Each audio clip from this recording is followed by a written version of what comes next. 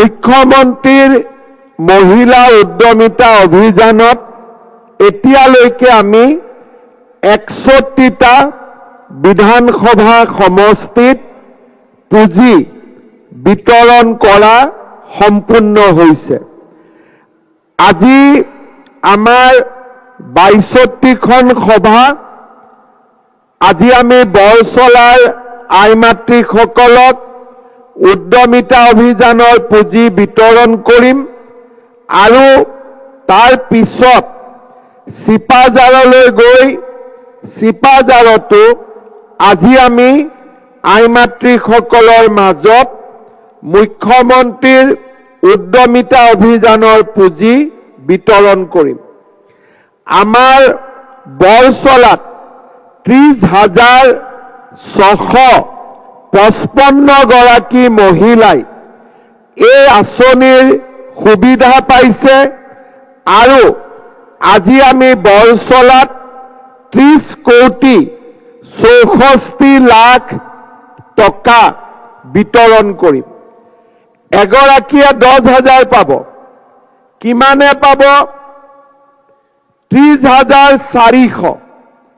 তেতিয়া 10,000 টকা দি যদি 30,400 পূৰণ কৰে 34 কোটি টকা আজি আমি বৰচলা সমষ্টিত বিতৰণ কৰিম। আগতে কেতিয়াও কোনো চৰকাৰৰ দিনত 30,000 মহিলা বৰচলাত একেলগে কোনেও সুবিধা লাভ কৰিবলৈ পোৱা নাছিল। প্ৰথমবাৰৰ বাবে অসমৰ 32 লাখ মহিলাই মুখ্যমন্ত্ৰীৰ মহিলা উদ্যমিতা অভিযানৰ জৰিয়তে উপকৃত হৈছে। কিমান মহিলা? এগৰাকী দুগৰাকী নহয়, 32 লাখ মহিলা। আজি আমাৰ এই 32 লাখ মহিলাক আমি 10,000 টকাকৈ বিতৰণ কৰিছো আৰু বৰচলা বিধানসভা সমষ্টিত 30,000তকৈও অধিক মহিলাই আজি এই আঁচনিৰ দ্বাৰা উপকৃত হ'ব। এতিয়া আপোনালোকে বুজি পাব লাগিব যে আমাৰ চৰকাৰে যি আঁচনিৰ কাম আৰম্ভ কৰে সেই আঁচনিখন প্ৰথম পৰ্যায়তে আমি সামৰণি নামাৰো, আমি ইয়াক আগুৱাই লৈ গৈ থাকো যেতিয়ালৈকে আমাৰ লক্ষ্য পূৰণ নহয়।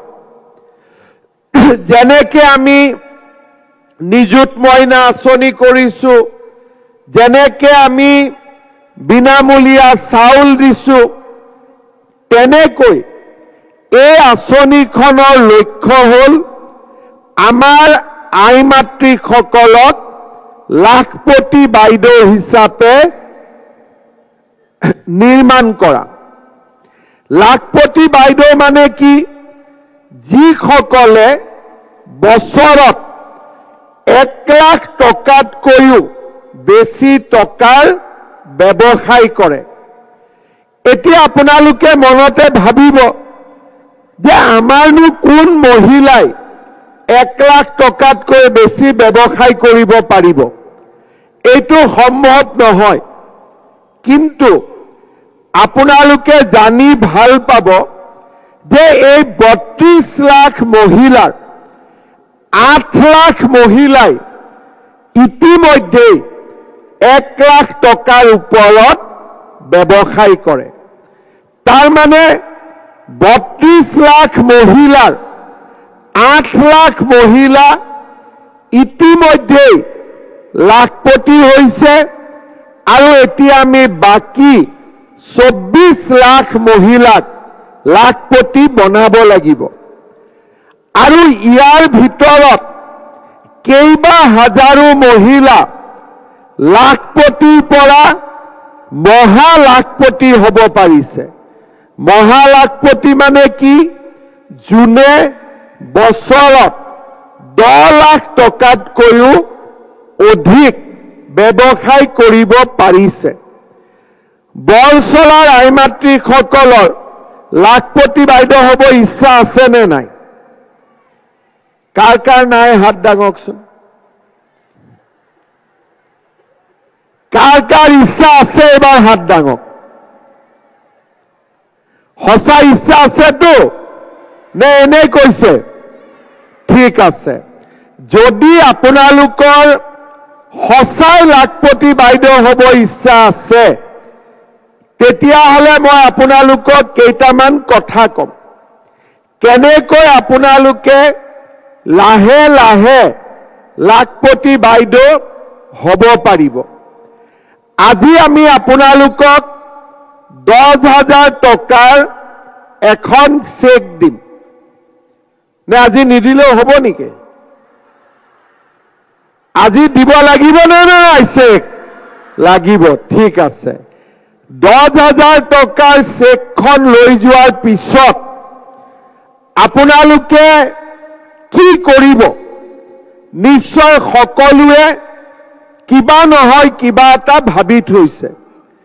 মই আপোনালোকক 3টা ৰাস্তা দেখুৱাম। কেনেকৈ এই 10,000 টকাটো খৰচ কৰিব লাগে। প্ৰথম, আমাৰ একোটা আত্মসহায়ক গ্ৰুপ আছে। 10,000 টকাটো লৈ গৈ আমি বেংকত সেই গ্ৰুপৰ একাউণ্টত টকাটো হস্তান্তৰ কৰিলোঁ। 1 লাখ হ'ল, বেংকেও আৰু লোন দিব, আৰু এই 1 লাখ টকাৰে যিগৰাকীয়ে মহিলাই কিবা এটা কাম কৰিব খোজে, আপোনালোকে তেওঁলোকক ঋণ দিব পাৰিব, আৰু তেওঁ কাম কৰি ঘূৰাব। দ্বিতীয়জনী মহিলাই ঋণ ল'ব, তৃতীয়জনীয়ে ঋণ ল'ব। আপোনালোকৰ গ্ৰুপটো ধুনীয়াকৈ চলি থাকিলে। কিছুমানে ভাবিব যে আমি গ্ৰুপত নিদিওঁ, কাৰণ গ্ৰুপত টকা আছে বা গ্ৰুপত আমি জমা পইচা সপ্তাহত দিওঁ, গতিকে এই টকাখিনি আমি গ্ৰুপত নিদিওঁ, আমি নিজে কিবা এটা কৰিম। কোনো আপত্তি নাই। আমি এই টকাখিনি লৈ ছাগলীৰ ব্যৱসায়, গাই গৰু, শালত সূতা, চিলাই মেচিন, পিঠা পনা, বা আমি যি ব্যৱসায় কৰিব খোজো, সেই ব্যৱসায় সৰু সুৰা দোকান, আমি এটা ব্যৱসায় আৰম্ভ কৰিম। তৃতীয়তে, যে নহয় মোৰ নিজে কিবা এটা কৰিব ভয় লাগে, কিজানি টকাটো এনেই খৰচ হৈ যায়, তেতিয়া আপোনালোকে কি কৰিব? আপোনালোকৰ হাজবেণ্ডৰ বা ঘৰৰ যি ব্যৱসায় আছে, সেই ব্যৱসায়ত এই টকাটো লগাই দিয়ক। তেতিয়া ঘৰৰ ব্যৱসায়টো আগবাঢ়িব আৰু নিজেও আপোনালোক আগবাঢ়ি যাব পাৰিব। 6 মাহ 7 মাহ পিছত আমি আপোনালোকক চাব আহিম যে এই টকাটো আপোনালোকে কি কামত ব্যৱহাৰ কৰিলে। আমি সুধিলো যে বাইদেউ 10,000 টকাটো কেনেকৈ খৰচ কৰিলে? বোলে মোৰ পুৰণা মোবাইলটো বেয়া হৈছিল, নতুন মোবাইল এটা কিনিলো। বোলে টকাটো পাওঁতেই বিহু আহি গ'ল, কাপোৰ কানি কিনিলো। বোলে গেলামাল দোকানত বাকী আছিলে, বাকীটো মাৰি দিলো। ভাল কথা, আপোনালোক ভালে কুশলে থাকিব।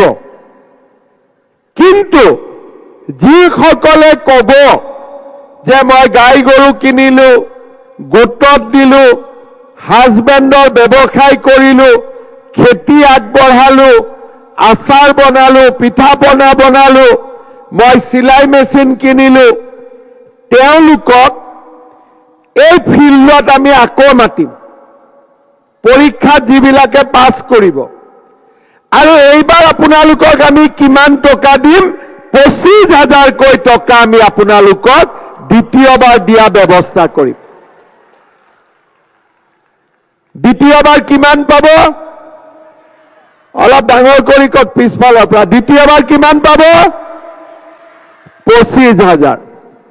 25,000 লৈ গ'ল, 25 10 35,000 হ'ল। 3 বছৰ পিছত আমি আপোনালোকৰ তাত আকৌ যাম যে এইবাৰ কি কৰিলে? বোলে নহয়, এতিয়া মোৰ ব্যৱসায় ভাল হৈছে, মই আগবাঢ়ি গৈছো, আৰু অলপ যদি চৰকাৰে সহায় কৰে মই লাখপতি বাইদেউ হ'ব পাৰিম। তেতিয়া তৃতীয়বাৰ আমি আকৌ আপোনালোকক মাতিম, আৰু এইবাৰ আমি আপোনালোকক কিমান দিম? একেলগে এবাৰতে 50,000 টকাকৈ আমি আপোনালোকক দিম। 10,000 দিলো, 25,000 দিলো, 50,000 টকা দিলো, 85,000 হ'ল। আপোনালোকে লাখপতি বাইদেউ হ'ব, আগবাঢ়িব। বেংকক মই কৈ দিম যে এই 50,000 পোৱা মহিলাসকলক আপোনালোকে লোনো দিব পাৰে। আমি পৰীক্ষা কৰি চাইছো, তেওঁলোক এতিয়া আগবাঢ়ি যাব পাৰিব। আপোনালোকে কথাখিনি বুজিলে? কোনে কোনে বুজা নাই? চবে মনে মনে থাকিলে, এটা বুজিলে নে নাই বুজা? বুজিয়ে নাপালো নহয় মই। কোনে কোনে বুজিলে? সকলোৱে বুজিলে। যোনে যোনে বুজা নাই তেওঁলোকে আকৌ এবাৰ বুজি ল'ব।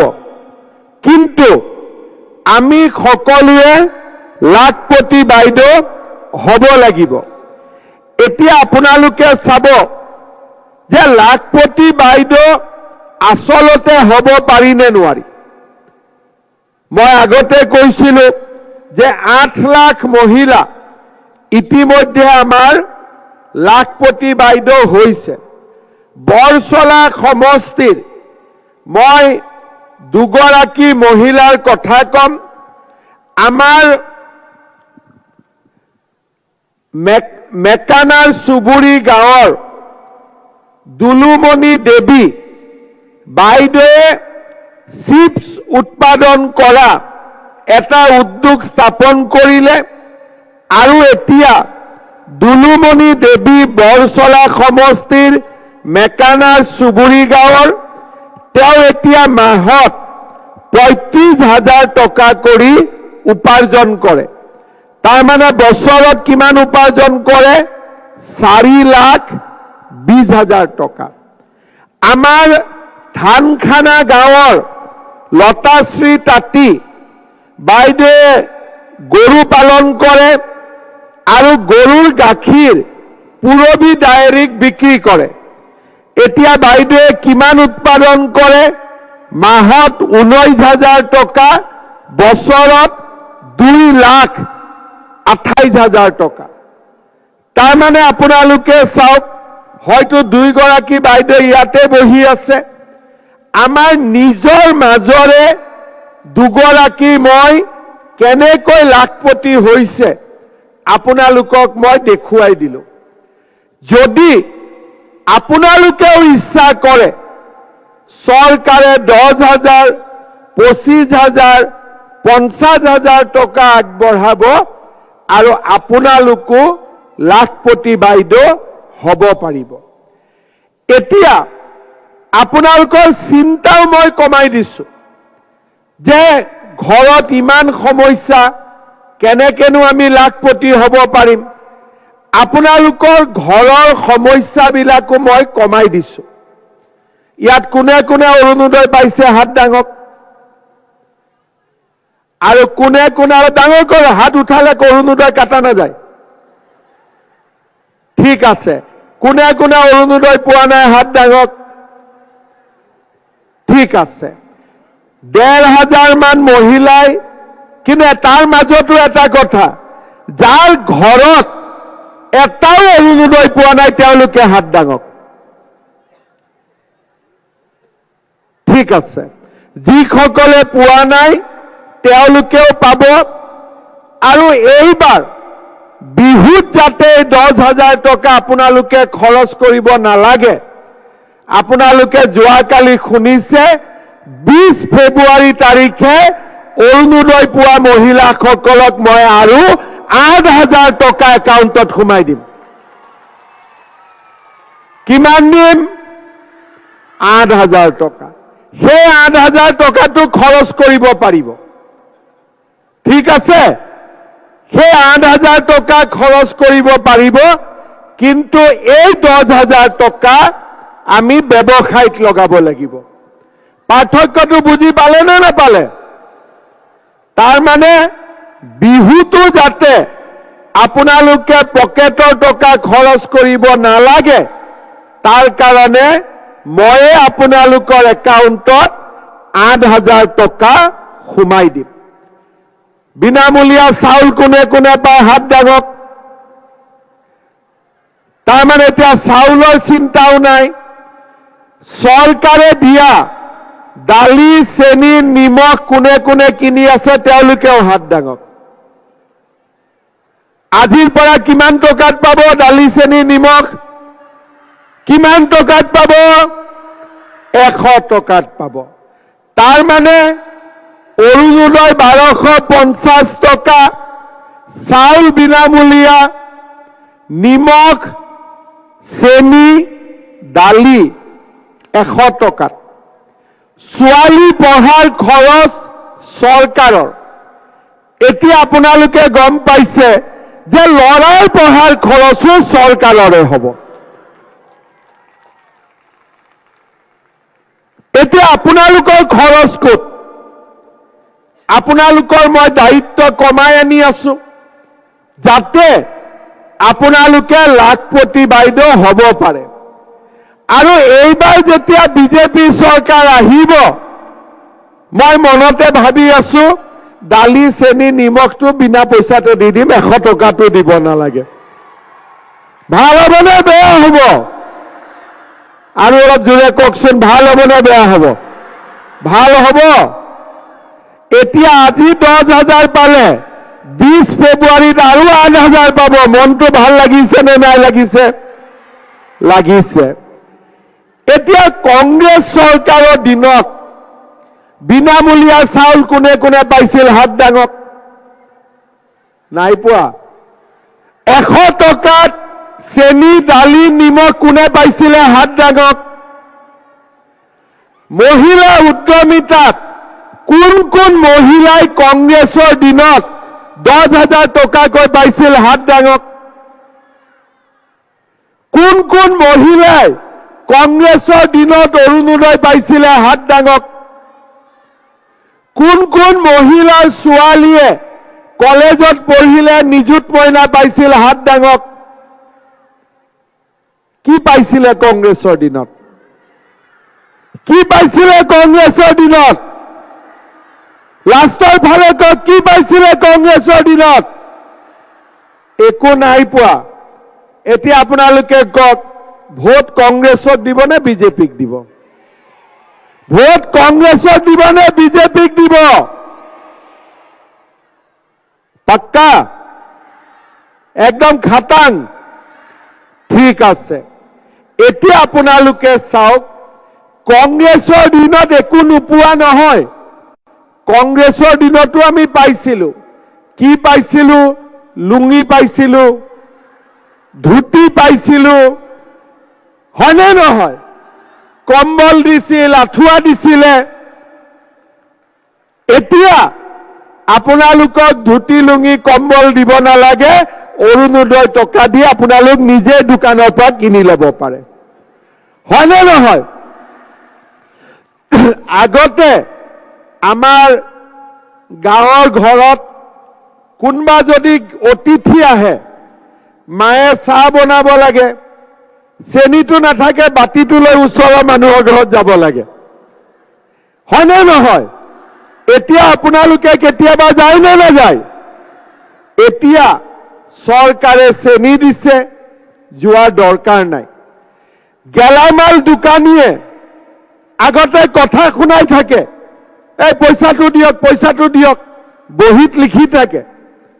এতিয়াতো চাউলো ফ্ৰী পালে, দালিও বিজেপি আহিলে ফ্ৰীয়ে হৈ যাব, চেনিও ফ্ৰী হৈ যাব, নিমখো ফ্ৰী হৈ যাব। গতিকে আজি 100 টকাত পাব, আৰু সেই 100 টকাটো অৰুণোদয় 1250 পৰা কাটি ললেই হ'ল। এক প্ৰকাৰ সেইটো চৰকাৰৰ টকা দি আমি কিনিব পাৰোঁ। আৰু লগতে 20 ফেব্ৰুৱাৰী তাৰিখে কি পাব অৰুণোদয় পোৱাসকলে? কি পাব? মই শুনাই নাই। পাক্কা পাব? মই যেতিয়া পাম বুলি কওঁ, মোৰ ওপৰত বিশ্বাস আছে নে নাই? এতিয়া যে 20 ফেব্ৰুৱাৰীত 8,000টো পাব বুলি কলো, ঘৰত চবে বিশ্বাস কৰিছে নে নাই পাব বুলি? কৰিছে। আজি যে 10,000 টকাটো লৈ যাব, ঘৰত বিশ্বাস কৰিছে নে নাই? কৰিছে। কিন্তু লৈ যাব দেই, লৈ নগলে জোকাব ঘৰত। আৰু যদি লৈ নাযায়, কোনোবাই যদি গাঁৱত গৈ ল'ম বুলি ভাবে, এই 200-300 টকা তাৰ পৰাও কাটা যাব। দিয়া মানুহবিলাকে তাৰ পৰাও 200-300 কাটি ল'ব। সেইকাৰণে যি ল'ব লাগে আজিয়ে ইয়াতে লৈ গুচি যাব, লাগিলে 1 ঘণ্টা দেৰি হওক। ঠিক কৈছো নে নাই? মই নাই কোৱা। ইয়াতে চবে লৈ যাব, আৰু আমি সকলোৱে খুব সুন্দৰ কৰি চেকখন লৈ ঘৰলৈকে উভতি যাম। চেকখন আমি কেনেকে পাম? 30,000 মহিলা লাইন পাতি যদি চেক ল'ব লাগে, ৰাতিপুৱাই যাব। আমি কেনেকে ল'ম? ইয়াত গ্ৰুপৰ সভানেত্ৰী কোন কোন আছে? হাত দাঙক। গোটৰ সভানেত্ৰী বহুত আছে, সভানেত্ৰী চবে হাত দাঙক। বঢ়িয়া। আমি ভিঅ বাইদেউসকলক চেকখন দিম, আৰু ভিঅ বাইদেউসকলে ইয়াতেই গোটৰ সভানেত্ৰীসকলক 10খন চেক দি দিব। আৰু আপোনালোকে বহি থাকোঁতেই মহিলাসকলক ইয়াতে চেকখিনি বিলাই দিব। হ'ব? ঘৰত লৈ যাব নোৱাৰিব। ঘৰত লৈ গ'লে খেলা বেলেগ হৈ যাব আকৌ, হয়নে নহয়?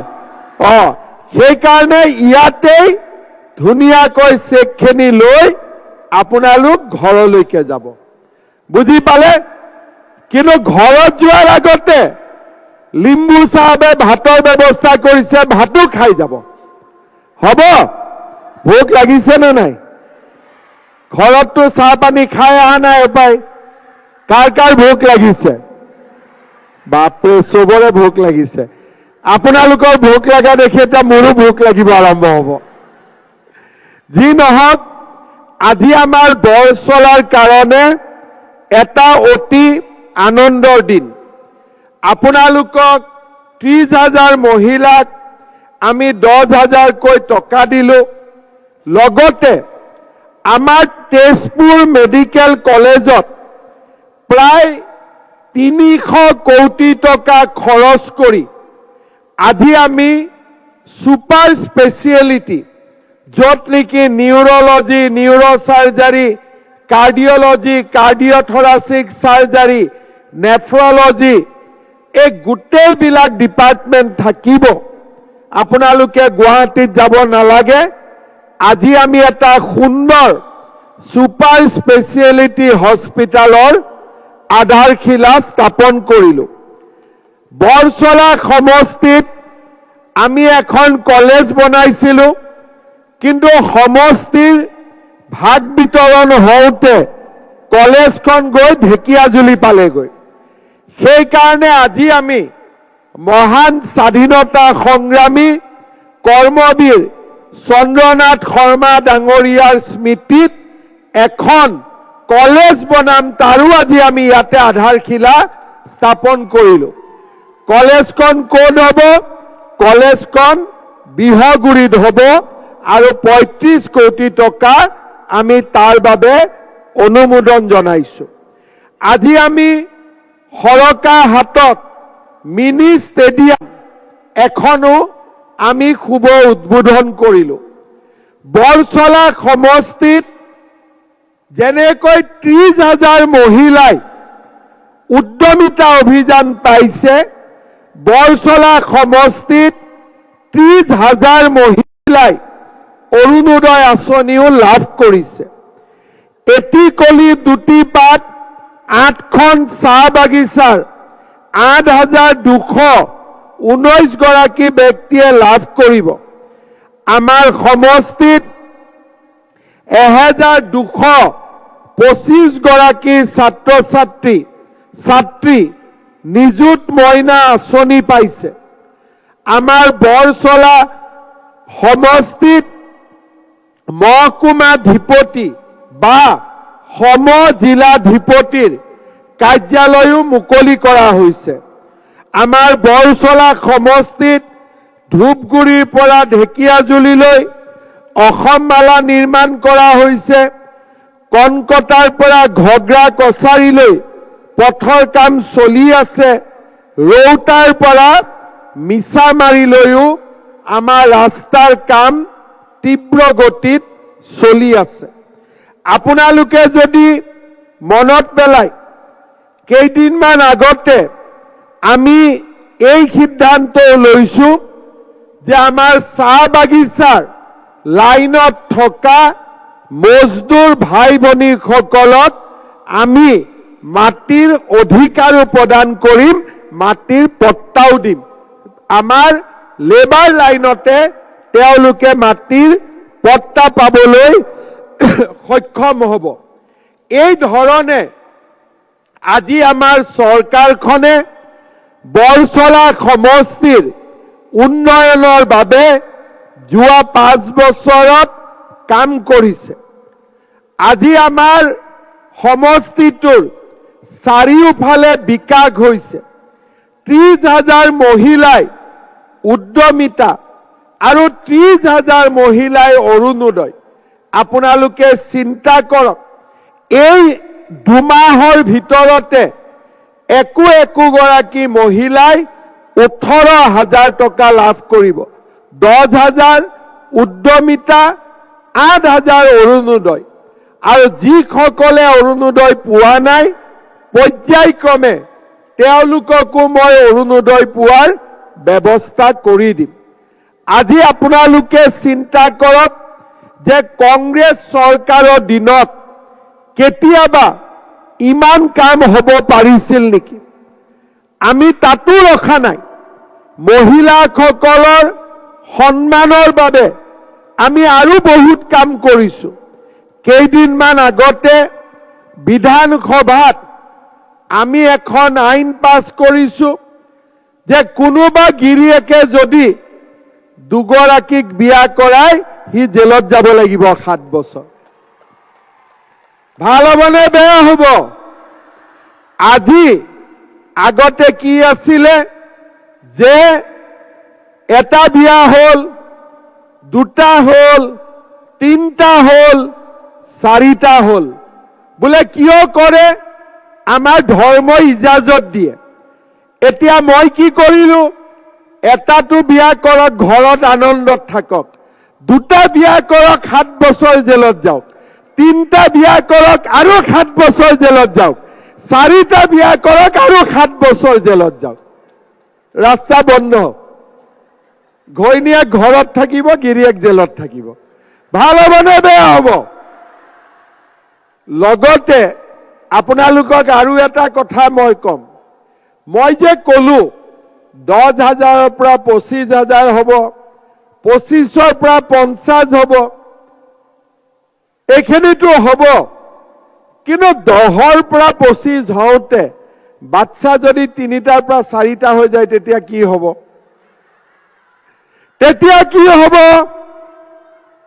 তেতিয়া আমি পইচা নাপাওঁ। এতিয়া কোনবাই কয় যে মামা, বাচ্চাটো আমি জন্ম নিদিওঁ, আল্লাই দি দিয়ে আমাক। তেতিয়া মই এটাই কথা কওঁ যে বাচ্চা আল্লাহ জন্ম নিদিয়ে, গিৰিয়েক ঘৈণীয়েকে লগ লাগিলেহে বাচ্চাৰ জন্ম হ'ব পাৰে, হয়নে নহয়? এতিয়া গিৰিয়েক আৰু ঘৈণীয়েক দুইটাই যদি কয় যে মোৰ ঘৈণীয়েক লাখপতি বাইদেউ হ'ব লাগিব, ঘৰত তিনটাতকৈ বেছি বাচ্চা হ'ব নোৱাৰে, আল্লাহ দিব পাৰিব নেকি বাচ্চা? কওক, দিব পাৰিব নেকি? এইটোত আল্লাহ মাত্ৰ মানুহক আশীৰ্বাদ কৰে, দোৱা কৰে। বাচ্চা জন্ম দিয়াৰ কামটো আল্লাহ নহয়, এইটো মানুহৰ কাম, এইটো ভগৱানৰ কাম নহয়, এইটো মানুহৰ কাম। সেইকাৰণে 10,000ৰ পৰা 25,000 প্ৰমোচন পাবৰ কাৰণে কোনেও যাতে ভুলতে বাচ্চা 4টা জন্ম নিদিয়ে, হ'ব? 3টালৈকে ইজাজত আছে। যাৰ ঘৰত এটা আছে তেওঁলোকে 2টা কৰিব লাগে, যাৰ 2টা আছে 3টাও হ'ব লাগে, কোনো আপত্তি নাই। কিন্তু 4 নম্বৰলৈকে যাব নালাগে, হ'ব? কিয় যাব নালাগে? বাচ্চা ঘৰত বেছি হলে শিক্ষা দীক্ষাতে সময় যাব, তেতিয়া আমি লাখপতি বাইদেউ কেনেকে হ'ব পাৰিম? সেইকাৰণে মই কৈছো ঘৰত চিন্তা কম থাকিলে আমি লাখপতি বাইদেউ হ'ব পাৰিম। কিন্তু ঘৰতে যদি 8টা 7টা ল'ৰা ছোৱালী থাকে আমি কেনেকে লাখপতি বাইদেউ হ'ব পাৰিম? পাৰিম জানো তেনেকে? আপোনালোকে মনৰ পৰা কওকচোন, পাৰিম জানো তেতিয়া? সেইকাৰণে আমাৰ এই আঁচনিখনে মহিলাৰো সন্মান বৃদ্ধি কৰিছে আৰু আজি আমাৰ মহিলাসকলো সন্মানৰ অধিকাৰী হৈছে। আজিকালি আপোনালোকে চাব 10 তাৰিখ নহয় 8 তাৰিখে গিৰিয়েকে কয়, এই মোবাইল চাই থাকিবি দে, অৰুণোদয়ৰ মেছেজ আহিব, হয়নে নহয়? তাৰ মানে ঘৰত আজি অৰুণোদয়ে আমাক সন্মান দিব পাৰিছে। ঠিক তেনেকৈ লাখপতি বাইদেউ হলেও আমি সন্মান পাব পাৰিম আৰু সকলোৱে আমি একেলগে আগবাঢ়ি যাব পাৰিম। এতিয়া মই ভাষণ সামৰণি মৰাৰ আগত আকৌ এবাৰ সুধিম, লাখপতি বাইদেউ হ'ব ইচ্ছা আছে নে নাই? কাৰ কাৰ আছে আকৌ এবাৰ হাত দাঙক। এইফালেও হাত দাঙিছে, ঠিক আছে। এইফালে হাত দাঙিছে সকলোৱে, ঠিক আছে। 25,000 যেতিয়া বিলাব আহিম, ইমানেই যাতে মহিলা থাকে, 30,400 কমি যাতে নাযায়, হ'ব? মানুহ কমিব নোৱাৰে আৰু আমি সকলোৱে একেলগে লাখপতি বাইদেউ হ'বৰ কাৰণে চেষ্টা কৰিম। ফেব্ৰুৱাৰী মাহৰ 20 তাৰিখে আকৌ মনত পেলাই দিছো, সিদিনাখন আমি মিটিং পঞ্চায়ততে হ'ব আৰু ঘৰতে আপোনালোকে 8,000 টকাটো পাই যাব। সিদিনাখন 6টা বজাত মিটিঙত আহিব নালাগে, হ'ব? আমি ঘৰৰ কাষতে ব্যৱস্থা কৰি দিম, হ'ব? পুনৰ এবাৰ আপোনালোক সকলোকে ধন্যবাদ জনাইছো। মোৰ লগত একেলগে ক'ব, ভাৰত মাতা কি, ভাৰত মাতা কি, বন্দে বন্দে। বহুত বহুত ধন্যবাদ। জয় হিন্দ, বন্দে মাতৰম। আকৌ এবাৰ আজি সুন্দৰ কৰি মিটিং অৰ্গেনাইজ কৰাৰ কাৰণে গণেশ লিম্বুৰ কাৰণে এটা হাত চাপৰি সকলোৱে। বহুত বহুত ধন্যবাদ। জয় Hind, Vande Mataram. Anytimes 24/7. Your news, your voice.